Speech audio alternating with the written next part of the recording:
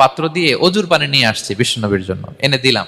বিশ্বনবী এত খুশি হলেন, আমাকে বললেন, সাল, হে কাব, তোমার কি লাগবে চাও। উনি বললেন, আসআলুকা মুরাফাকাতাকা ফিল জান্নাহ।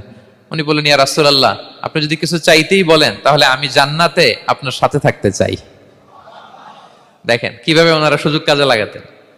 অজুর পানি নিয়ে আসছে, বিষ্ণুবী খুশি হয়ে গেলেন, বলেন তুমি কি চাও?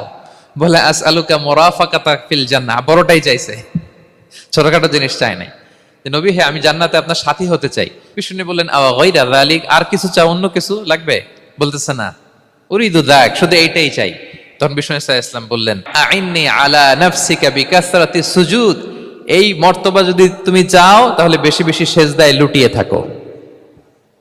আলাইকা বিকাসরাতি সুজুদ, বেশি বেশি সেজদা দিও। যদি সেজদায় পড়ে থাকতে পারো তাহলে জান্নাতে আমার সাথী হতে পারবা।